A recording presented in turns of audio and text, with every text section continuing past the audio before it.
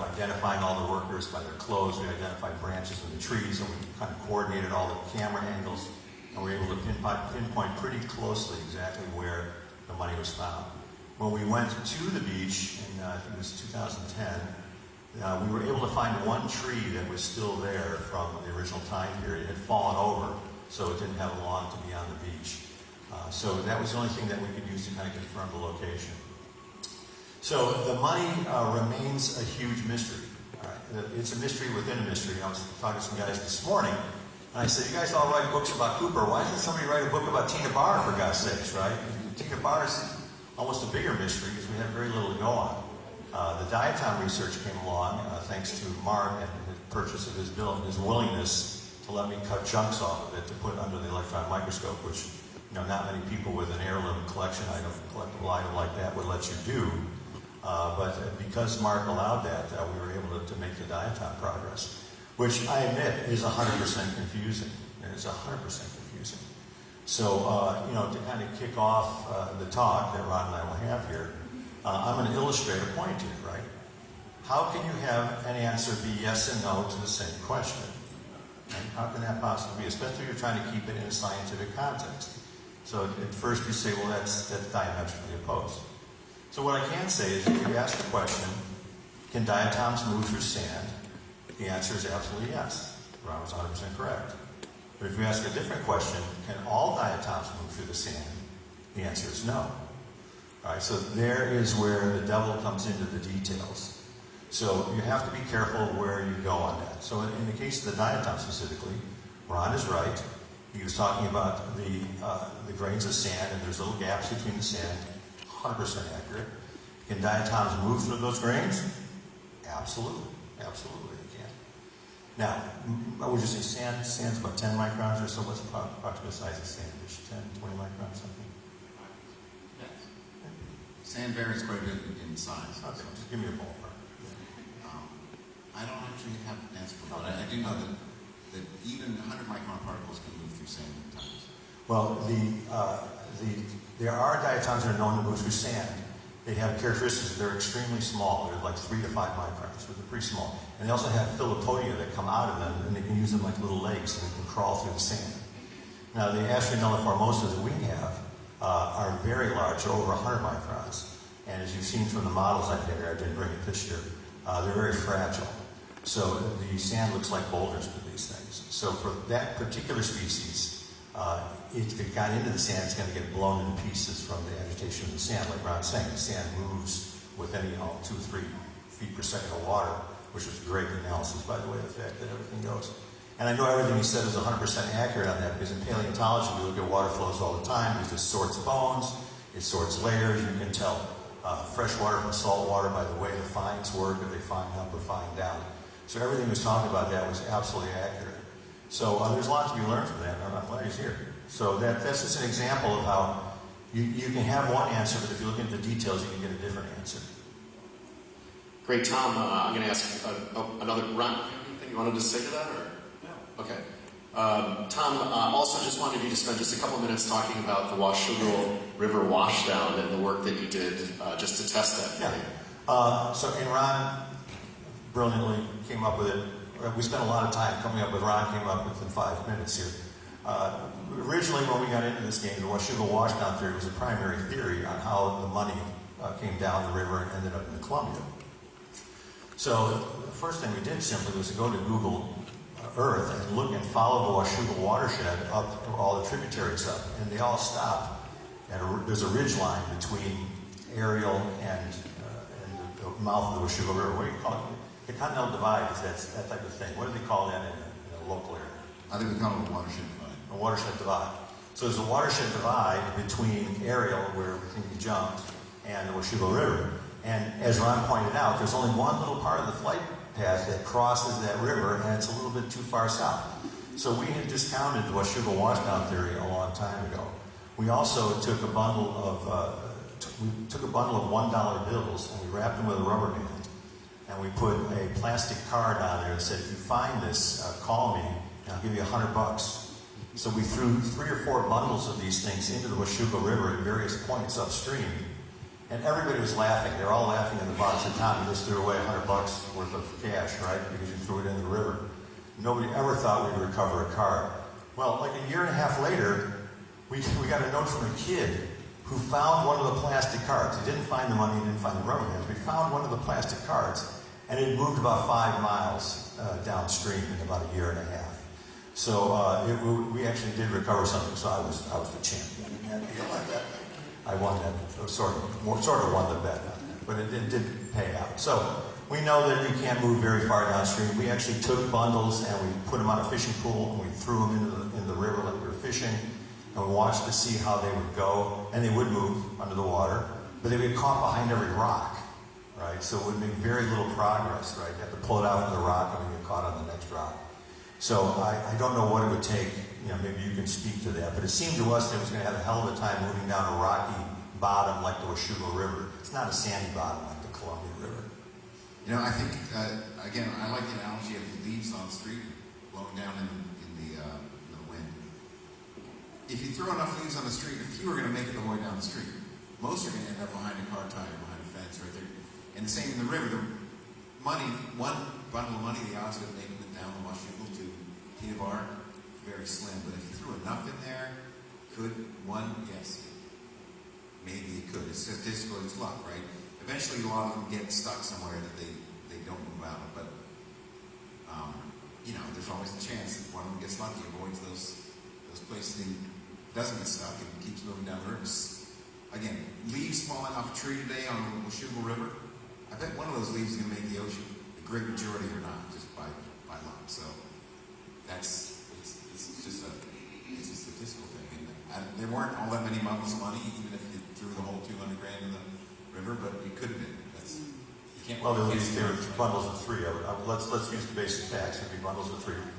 Who's the math brain here, Sarah? So if we had 3 bundles, that'd be what, 300? We think 3. Somebody fill me in on this. If it was 2,000, there'd be 100 of them. It'd be 100, three bundles wrapped in rubber. Triple. How many triple bundles? 33. 33. Were they wrapped in triple bundles? Unknown. I definitely think, because there's a difference between banding and rubber bands. This is a fairly recent thing. This is not. I changed my mind on this. Are you familiar with the bands versus rubber bands scenario? Nobody is? Okay. I'll go over it. This is not my work, so don't hold me to it. There was, in the brilliant research of the Cooper community, we'd always said that the rubber bands banded the money. And then I think it's Ryan, where's Ryan? The 302s said banding, is the way I understand this analogy came up. After looking into it, banding is different from rubber bands. Banding is the paper tape that you put around 100 bills, and it's a very common bank thing. Some people did some research and talked to some bankers. Again, this is off the top of my head. Talked to some bankers from the time period, and they said it was very common to band 100 bills with paper and then rubber band 3 packets together with rubber bands out on the outside. So the banding would be in the middle, and the rubber bands would be toward the outside, and you'd have now a cluster of 3. Which finally answered the question, how could you get 3 bundles together on Tena Bar? I think we're all in agreement. You just can't randomly get 3 bundles to walk itself into Tena Bar and bury itself in the sand. So this kind of answered the question, how did they stay together so long? And I didn't believe it at first. I didn't believe it. But then I did a translate. I talked about this last year or the year before, where I examined the number of diatoms across the entire bill center line. And when you count up the diatoms, you can see that there was a lack of diatoms where the rubber bands were pinching them toward each end. So that's when I became a believer in the banding and rubber bands theory, which would put them all 3 together. Yeah, that's right, Tom, and Ryan's shared that they did tests on those bands, the paper bands, and they were so thin that they dissolved rather quickly in the water tests that were done with them, which is why they potentially were not found with the money. Great. Well, this is your one opportunity to talk to these 2 brilliant men and ask them a question about the Tena Bar money. So please raise your hand. Drew's on this side with a microphone. I'm here. And as we're looking for you to ask questions, don't be afraid. I wanted to ask one more. Tom, Ron had put up that really cool slide with the heads of augers for the dredging. And Tom, do you agree that the dredging that was done, if those 20s had gone through the dredge, that they would have been destroyed? So what I've always said about the Palmer report is that he made the best estimation possible given the information he had.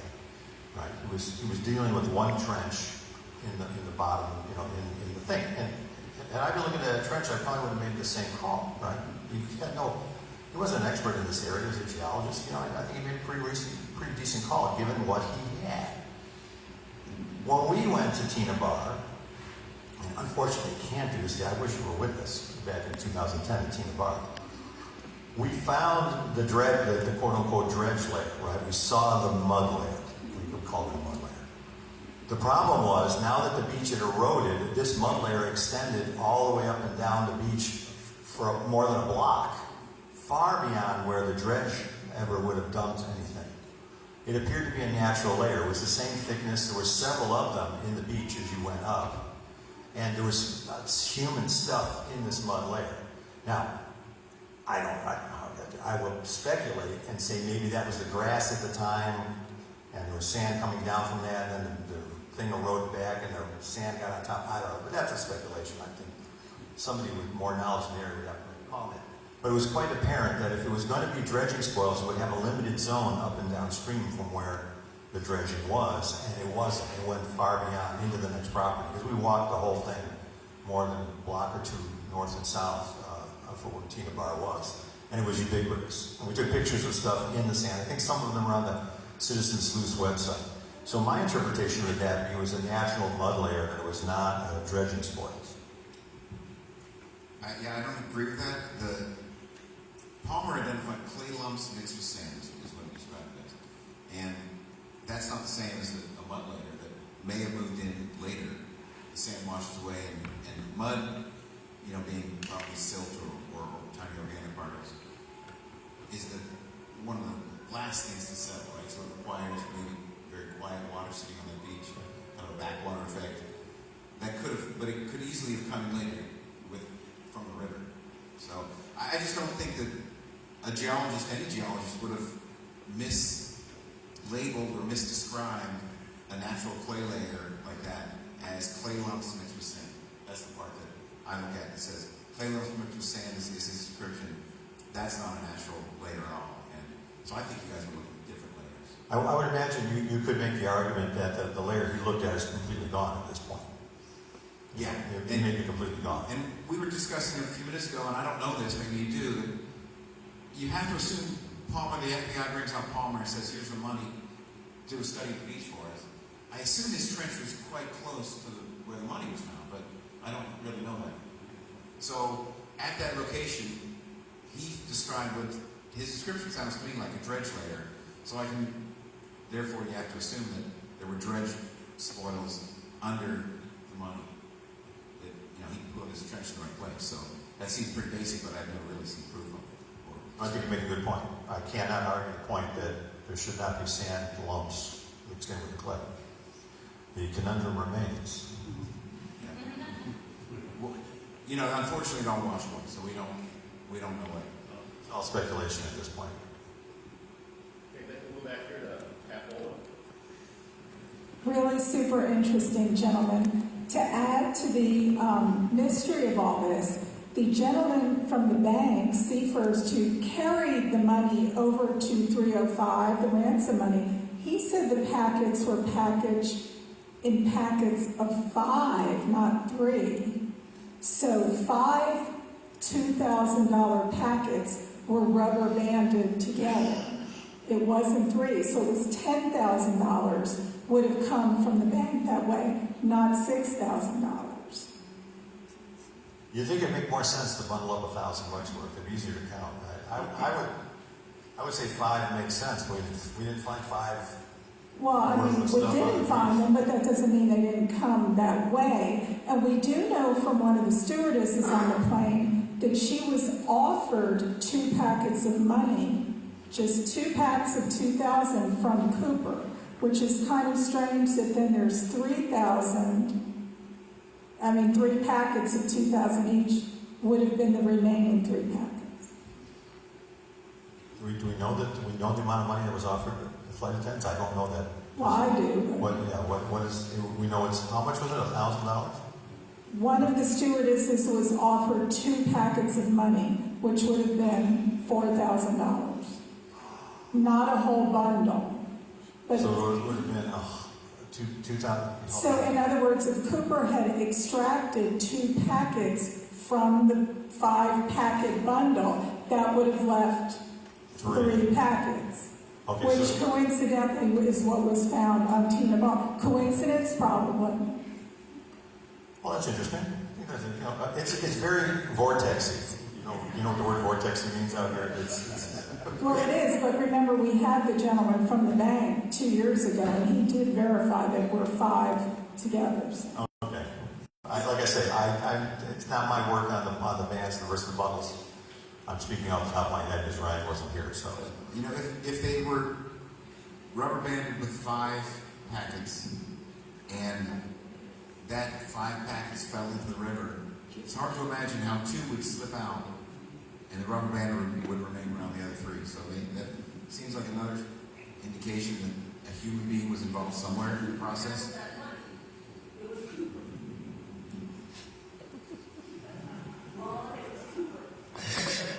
That's Ron's wife heckling him for everybody here. Ron's getting told the truth here by his wife. We don't know if it was Cooper. I'm just saying it could have been Cooper on the plane. It could have been someone else with 5 bundles later. But it seems unlikely that a natural process would cause 2 of the bundles to slip out without disturbing the rubber band. I like the idea that the two went. Well, they didn't.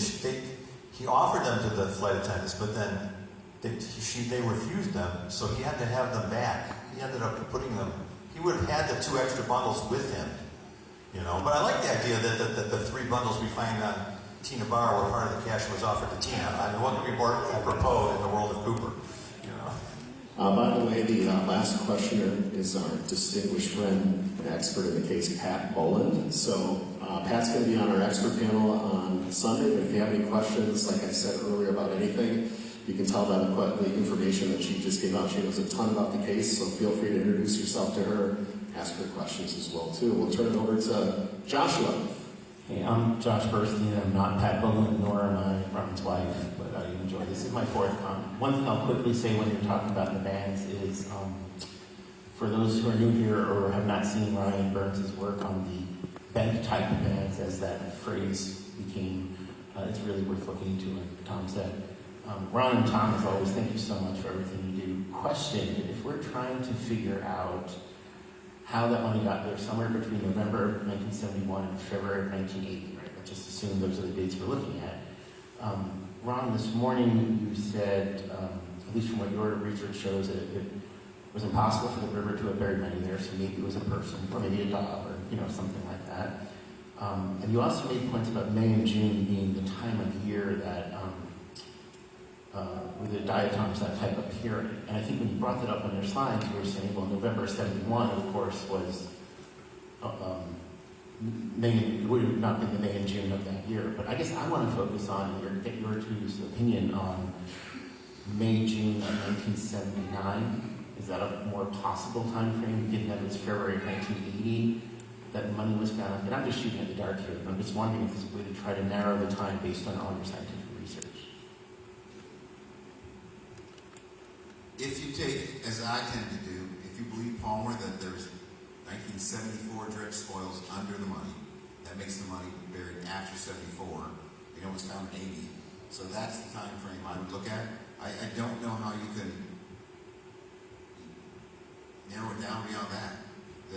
I guess, again, if I'm right, and diatoms can move through a thin layer of sand, including the big, fragile ones. I admit that's a bit of a stretch, but if that happens, you need at least one spring flood for my theory to work out, which I guess I'll have to review the numbers, but I think there was a spring of 79 was high water again.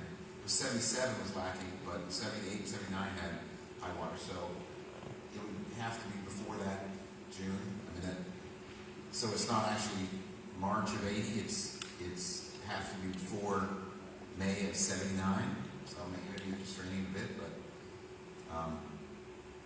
not all that. It still doesn't tell you when it was buried and why it took 7 years, that all doesn't, I don't think it makes all that much sense. It's very confusing, but that's why it's a mystery, right? I can comment a little bit on that.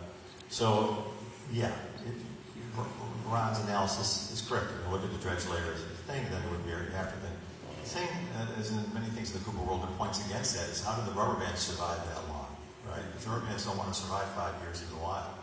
So rubber bands points to a shorter time frame for burial, but then it screws up the dredging thing. So there's so many things, you get one thing pointing left and the next thing points right. So it depends on how you want to weigh the evidence. Also, we do have, I think it was Eric who did, somebody came up with the analysis that said there was only a couple of times from 71 to 80 that the water was up high enough to bury the money at Tena Bar. Who did that analysis? Eric did that? Eric Lewis did that? I don't know how accurate it was, but I understand that from what Eric was talking about, there's only a couple of times the water got high enough to actually do something that high up on the sandbar. That's a piece of data I don't have, is what was the elevation of that burial site and how much discharge did it take to inundate that? I don't know that. I know there was high water most of the springs between 71 and 80, but I don't know if it was high enough. Hi there, Ed Tinsley from Helena, Montana. Quick question. I think John asked a question about shards earlier. Was that you? Somebody did. Somebody asked about shards. And when we look at the press conferences or whatever after they found the money, I distinctly recall somebody holding up like a Ziploc bag full of shards that they found. And you mentioned that if the shards were present, they would have been the first thing to go. Given the state of the money that was found in, and we can see one of the bills right here, wouldn't those shards that they kept finding as they kept digging, they kept saying there were shards deeper down, I think those shards probably came from that original 3 bundles. And as they were moving the sand around, it just kept falling into the hole. And that was part of the money that was found. Part of the problem was that the excavation was not scientifically done. It was, I think, the story I've heard is the FBI agents were told, go home, get your shovels and rakes, and let's get out there. And you see pictures of these guys with like their suit coats off and their sleeves rolled up, literally. And they're just, so I don't think you can really say the shards that were found were they couldn't have been dispersed through the sand.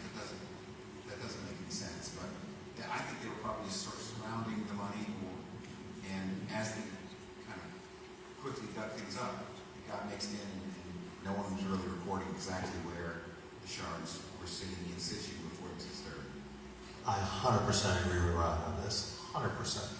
They so botched that excavation. This is what I do, right? Paleontology, archaeology. We do digs like that. They completely screwed up. Ron's 100% right. If you say, oh, we found shards 3 feet down, that's because somebody tripped into the hole and shards went in the bottom of the hole. They kept digging and found a new shard and said hallelujah. Right? So, yeah, and like Ron said, so glad we got an expert here. He says, the shards wouldn't move through the sand by themselves, right? That's right. If you buried intact money today, went back in 10 years and dug it up, it may have broken shards, especially at the edges. But those shards are, if you're careful, sitting exactly in the same position they were when they were part of the money. It's only when you pull the money out and start digging that they become mixed in. And there's just absolutely no explanation. If they were actually skeletons then, that would be one more amazing and inexplicable piece of evidence, but I'm sure they weren't. I can add one more thing to this. They're talking about thousands of shards and stuff. You hear this story about zillions of shards. Yeah, this is a little bit anecdotal, but when we actually got access to the evidence, and Larry Carr brought out boxes of evidence, what was included in was the shards, right? And the shards consisted of a little plastic box with a bunch of crumbs in it, and a couple of plastic envelopes with some pieces of money in it. So there was not thousands of shards, at least in the FBI evidence. Maybe everybody was taking them home, I don't know, but I find it hard to believe there would only be a few of the specimens in the FBI vault, and thousands of them were left on the beach or went home with people. Good morning.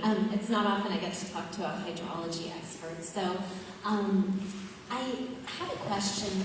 I've noticed that most of the observations about high water marks and so forth have been specific to the Columbia River, and I live on a smaller river we seem to have our highest water after rain, as opposed to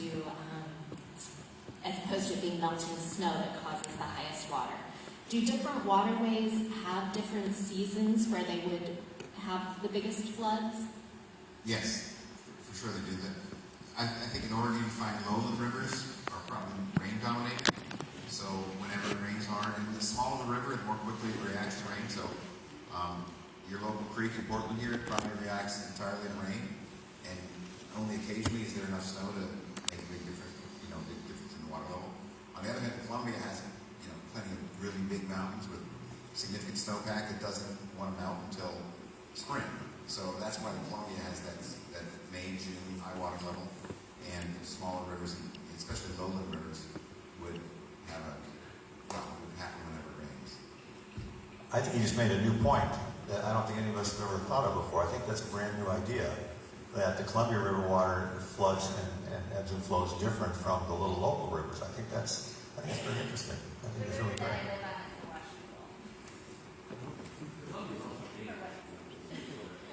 Yeah, the Columbia's dam, so it's controlled, but you see a pretty significant May and June. And that record goes on today. If you look, it's almost every May and June there's a high water level that's double to 3 times the winter discharge. So, again, there's certainly some area of beach that's inundated every May, or most May, June. And if that's where the money was buried, that could explain why you only see this. Again, you have to move big fragile diatoms through sand. There's lots of problems here, but at least that hydrologically it makes sense that May and June would inundate parts of the beach that aren't inundated much at other times of the year, and it's a possible explanation. I don't mean to harp on the sharks. Yeah, it's great. I had the opportunity to go out to Tena Bar a couple times over the years and meet the owners, that own the sand pit out there, the Facios, and they, even recently, recall there being a lot more shards than are what being reported in 3-2. You can call them today, they kind of recall there being these little shards on the top of the beach. But one thing I looked at as an explanation of how that money got there, I was just sort of kicking around trying to do the research, is could water have moved the money there, not through the Washougal River, which seems to be impossible, but they built that Route 205, Glenn Jackson Memorial Bridge, right in the sweet spot there. 1970, 172. They moved a lot of they dredged a lot to put the piles, in the water. And I can only go so far as to, where the dredgings for the piling for the Route 205 bridge occurred. But I was wondering if that could have been disturbed somewhere there and then made its way around the corner, following north on the Columbia, just only like about a 10-mile distance as opposed to, coming down the Washougal. Yeah, if the money was somehow on the bottom of the river and they started construction of a new bridge, it could have been disturbed. You still have the question of how the money got, if it was buried in the bottom of the river, how could it become buried? And it moves to Tena Bar. We're still left with the question of how does the river bury light money in heavy sand? And I think the answer, from my opinion, is it doesn't.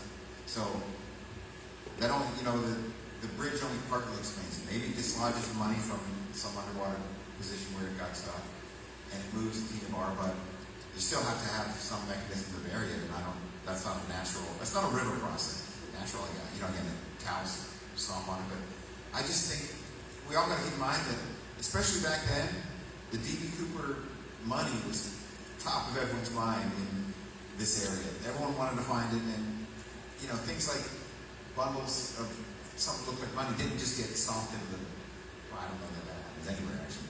Money gets stomped in the sand, but everyone had a keen eye out for this, so it didn't sit around the sand a long time waiting for some cow to stomp it into the money. People would have been looking, and so yes, the bridge could have been the source of it or the cause of it. Coming to Tena Bar, it still doesn't explain the burial.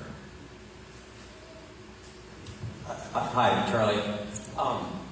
Thank you guys so much for all that you do. Really impressed by your work. I want to ask Tom the same question that I just asked Ron a moment ago. Forgive me for repeating myself. The slide that you threw up showed kind of 2 lumps on the beach. I thought I read a line somewhere that the dredge spoils went here and here, and they were pushed up and down the beach by 50 yards. but when Tom went out and took photographs of the dead tree, he said, okay, the spot where the money was found was 150 yards downstream from where the dredge spoils went.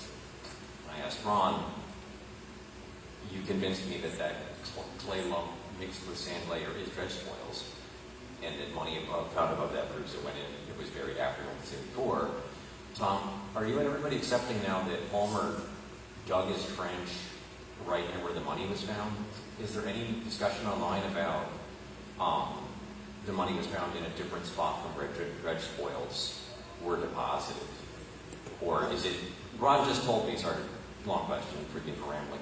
Ron just told me, hey, it's crazy that the FBI brought Palmer out there and showed him this pit where the money was found, and then Palmer went and dug his trench 150 yards away.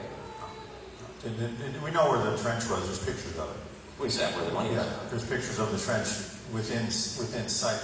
You know, there's people up on the grass, and there's a picture looking down where the people are digging the hole where the money was found, and off, I think it's to the left, you can see the backhoe and the trench and all that stuff. It was right there. I mean, it was where you'd logically think it would be. So I think Ron and I are in perfect agreement on that. I don't think there's any, I don't know where the whole idea that the trench was 100 yards away came from. I've never heard of that before. I may have misremembered it a little. Maybe it was that the dredge spoils were deposited 150 yards away from where the money was found. And I have read that, the dredge, and I don't know where the 50 yards, the bulldozer 50 yards comes from, Right.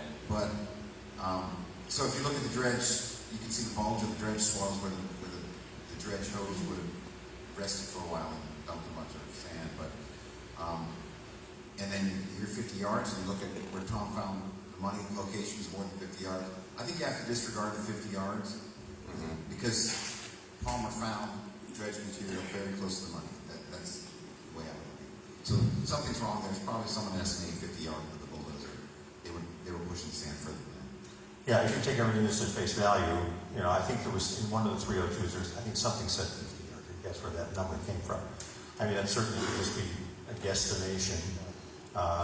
But yeah, if we go by the lumps, like Ron just said, and we presume that that's where the hose was laying on the beach dumping the sand, then the actual money burial spot is at least quite a ways from there.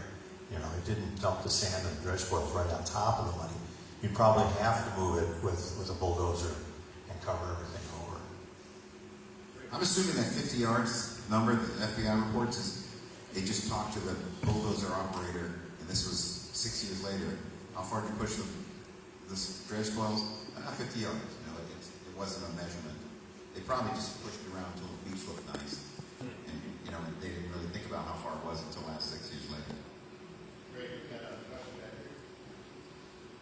Mine's a three-part question. Did I hear you say, Tom, that there was some oil on the bottom of the pile of money, that there was some oil from the dredging on the bottom of the money?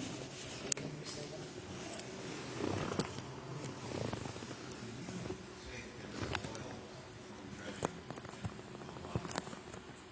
No, we didn't detect any oil Okay. with the money. Number two, the band that was around the monies, was the band in the middle still between the bundles of money where it was the paper? You're asking was there bands in between? Were the paper bang time bands with the money when the money was found? We have no evidence of that I'm aware of.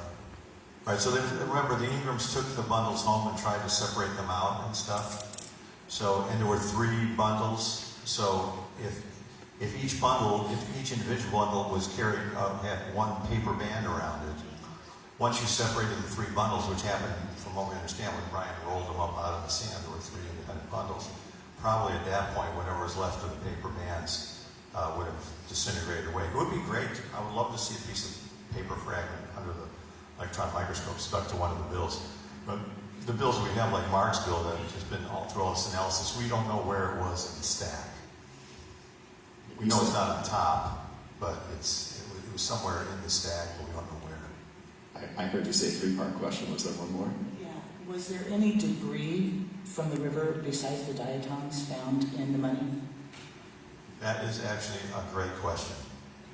Because Eric Eulis came up with a theory that Cooper buried the money dry, and then during a high water mark, he feared that the high water, which would have now been over the money area, scared Cooper into thinking maybe my money's going to wash away.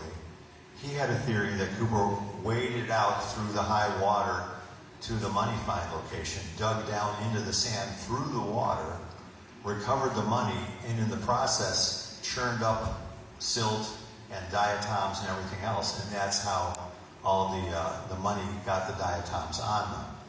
So what that would say is that you would, like you're saying, was there any silt? Under that scenario, you would get silt in between the money things. So I actually have Tena Bar sand from our trip down there. We sorted out the silt and looked at it under the microscope. And then we looked for that type of silt on the bill, and we could not find any. And I even asked Brian Ingrams for some fragments of stuff that had never been separated, right? Because if the Ingrams wash this stuff, maybe they wash some stuff off. You can make an argument for that. So I asked Brian for some fragments that had never been separated, and I separated the fragments and looked for particles in between them, and I didn't see any silt. I have a question about diatoms. The diatoms that were found were the springtime, or the May, June time period diatoms. Does that preclude November diatoms? Like, what happens if, let's say, there was one set of diatoms because the money was inundated at a certain time of year, and then later it was inundated with a different type of diatom? Would you still see some of the original ones, or do they kind of get washed away and replaced? So I actually had to reread my paper this morning because it's been so long I could easily get this stuff wrong. And I've been saying some things recently about the diatoms that I was wrong about. I was saying that there was no winter diatoms on the bills, right? What we actually did, and we outlined in the paper, is we looked at 5 species of diatoms that are kind of spring, summer bloomers. And then we had 3 different bills. One bill was submerged in November, like Cooper Jump. Another bill was submerged in March. And then we had the Cooper bill that we were examining. And we compared the numbers of these 5 species to those 3 different bills submerged at different times. So what that showed is that there was clearly an abundance in the Cooper bill, more so than in the more wintry bills. I would have to go back and look at the data to tell you if whether or not you would accumulate winter diatoms or if it was just less diatoms. You could probably make the case, I'm kind of correcting my own paper here, that if the thing fell in the water in November, maybe no diatoms got on the thing because it's just a lack of diatoms. As it got to spring, more of them got on there and eventually got buried, and then we find it, and we get the result we get. Again, the thing that points against that is, can you let the rubber band survive that long underwater? So. Right, I would say part of the answer to your question is no. You could have, if you got November diatoms on that money, and then summer diatoms come over, they'd both be there. They wouldn't necessarily wash one off. But as you were saying, Tom, there aren't that many diatoms in November. They're different species in the summer. They're also not very many of them. It's a low point in diatom population. So there was another difference between the diatoms we saw on the bills from the winter bills, is they had a depletion of calcium and sodium, which was kind of unusual. Didn't expect that. I don't think there's any literature on that. But yeah, there was a notable difference in the levels of calcium and sodium from the Cooper bill to the ones we had in November and March. So if you go by that, then it more strongly favors the spring activity. Back in 80 and right here, right? In 1980 and previous, there was a lot of sand at Tena Bar. Now it's virtually gone.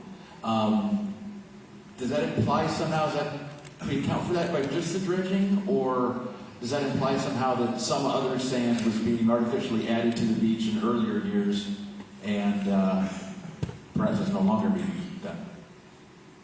So parts of this, I can answer parts of it. I'm only sort of repeating what I've heard. I think there was a natural sandbar. Tena Bar existed just from the river at one point. There were naturally occurring sand deposits. You'd expect a river like the Columbia to be depleted in sand as it's dammed. So the sand that's in the Columbia today, it came down from the mountains over thousands of years. The dam stopped that now, so as the sand supply dries up, you start to experience, I would expect erosion all over the Columbia, and so Tena Bar probably started eroding from its original condition, and dredge spoils were added at various times. I don't know why there seem to be no more dredge spoils since 1934. It's private property, and they may just choose to use the dredge spoils on Frenchman's Bar. I don't know what is happening today. But I've also heard that the Fazios brought in sand and dumped it on Tena Bar. At least for a while, they were trying to maintain Tena Bar as a sort of fishing spot. You see a sign out there that says members only, and I think it was sort of a sportsman's club and had access to it, and others were not supposed to be there. I don't know the details of that, but I have heard that the Fazios were bringing sand from other places on their own. That seems to me kind of, I can't believe that you would spend that money to bring sand in. Well, they run a sand business as well, so.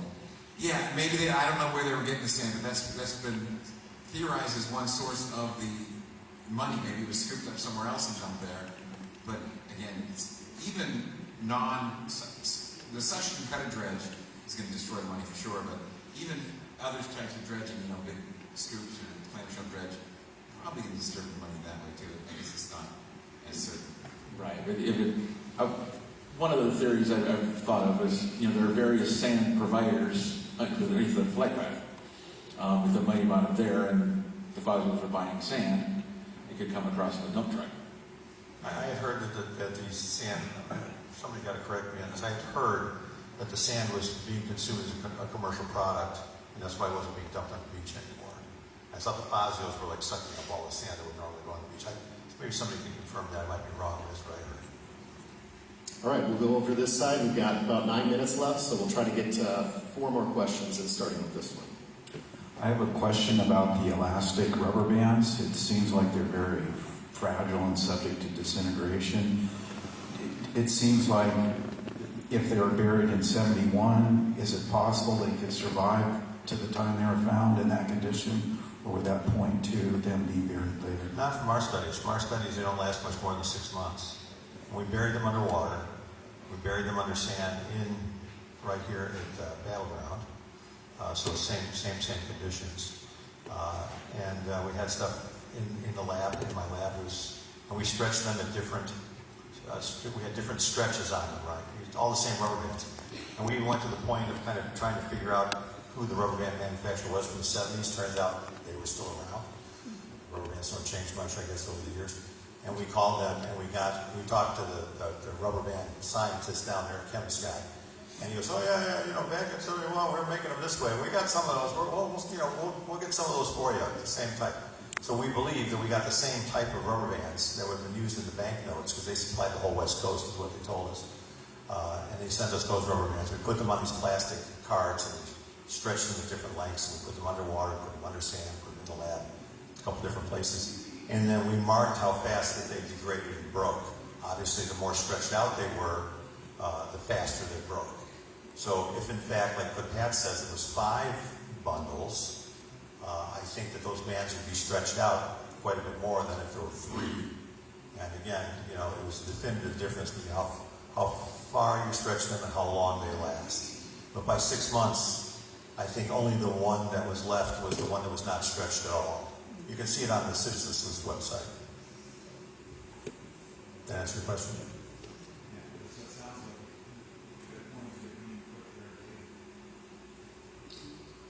Sounds like it could be put there later. What was that? I didn't hear. Do the rubber bands, are they more of a time set than the Palmer's assertion for the dredge layer? I mean, is the dredge layer theory even relevant if we know, like Tom saying, the rubber bands only last 6 months? Well, these are the things that point in different directions. Yeah, I would think the rubber bands suggest the money was buried in 77 or 78 or something, just a year or 2 at most, if that, before 80, because the rubber bands existed in 80, they weren't in any kind of good shape, but, right, so if you take the Palmer report and say it had to be after 74, the rubber bands are saying it's actually after 77 or 78, so the Palmer report becomes kind of moot at that point. We have another piece of evidence. But they're all None of this is certain. They're just indications, suggestions. It's what makes Tena Bar the huge mystery it is. It's actually more of a mystery than Cooper. I mean, we know Cooper was a man. Good idea. He got on the plane, he hijacked it, went out and spent the money somewhere. We don't know how the hell the money got on Tena Bar, right? I wanted to know if there are any cases, any good cases that we could look up of other times that money has ended up in bodies of water from criminal activity that we could compare theories or anything of that sort. We have a rescue diver here. He's sitting in the back there. And we were discussing this last night. And he has found money anywhere. Maybe you'd like to comment about that? We have found money in the Road River under the bundles or just separate sheets of paper, if you want to call it that. Can you give him a microphone? I got it.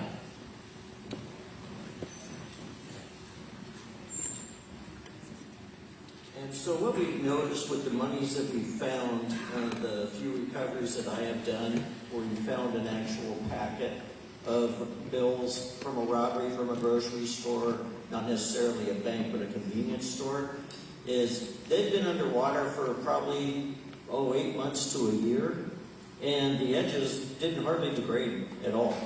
What little bit they did degrade, the shards, on that, were right next to them, just like the money with the DB Cooper fund. So generally, the bills absorb the water, they sink just like a human does when you drown. They'll stay there until they have a reason to move. Whether it's a natural occurrence, the river, the snowpack melts, whatever causes that money to become dislodged and start floating and moving down the bottom of the river until it hits a snag or an eddy or anything that's going to stop it. It'll continue to move. It doesn't move very fast, but it generally will stay right on the bottom of the river and doesn't move a whole lot. But you did see them degrade. You saw them degrade and had... We did see some of the edges degrade. Now, granted, does that mean that money was brand new right out of the bank? I don't know. It could have been something that was in a rebundled package from a bank that was 10 years old. Who the heck? I don't know. But it did show signs on the edges of being worn as it moved down the river. So the degradation of the money is kind of an interesting point. We tried to do a study to see how fast money would degrade in Tena Bar sand. And I've had a $1 bill cut up into strips and then stuck in Tena Bar sand since 2010, now, 15 years. And it's not degraded at all. So obviously bacterial activity and water replenishment of that bacteria is probably going to have something to do with it. But if we could get a handle on how fast these fragments come off and deteriorate on the bills, it may give us a better time frame for how long the money was buried. And nobody's really worked on that. All right, last question, and we'll break for lunch. So you guys may have already answered this, but you guys, I think you said the rubber bands only last like a year or something like that before they would dissolve, something like that you guys said. How confident are we that that's the case? Like rubber bands in the 70s, were they made differently? Or, I'm just curious how confident we could be that that would be the case with rubber bands. So rubber, it's a very typical explanation. The rubber bands are still made basically the same way today. So natural rubber is gooey and crappy, and they put sulfur into it to make it the rubber that you know. So a rubber band that you see today and back in 1970 was a complex of both natural rubber and sulfur.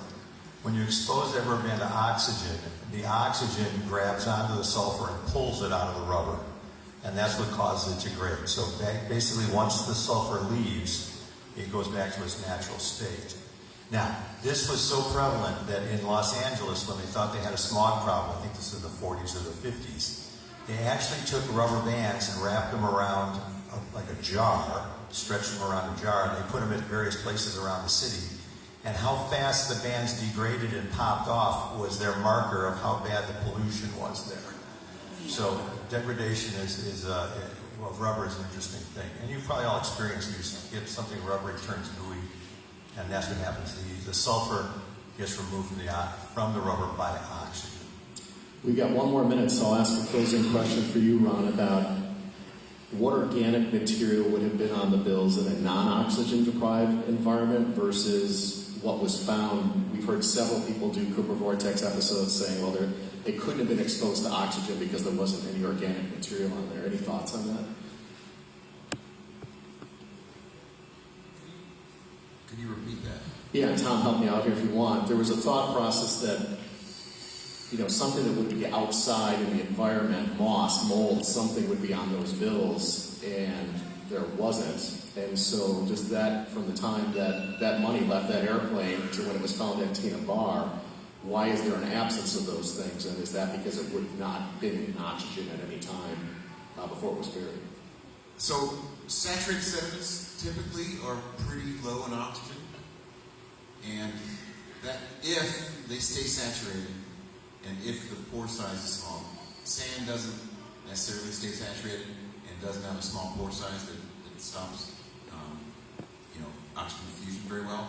So sand's not the right place to look for an oxygen environment in most cases.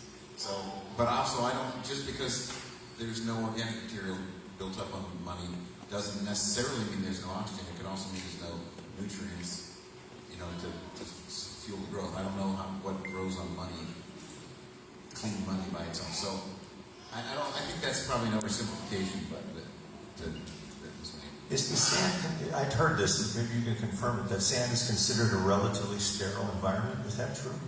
Clean sand would be relatively sterile. Yeah, you wouldn't have a lot of nutrients in there, but the river water that is saturating it and draining in and out as the water goes up and down is not especially sterile. I would think water going up and down, like you're saying, it permeates through the sand probably fairly easily. Wouldn't that would bring more, that's what you're saying would be oxygenated in and out. It's not stagnant water. I think bottoms of ponds, I think, are stagnant. Yeah, mud in the bottom of the pond can be almost completely devoid of oxygen, but sand on the beach probably not. Tom, and just the final wrap up, we have a lot of first timers here, and I heard a couple people in the hallway saying, I thought it was $5,800 instead of $6,000. Can you explain how you identified that it was I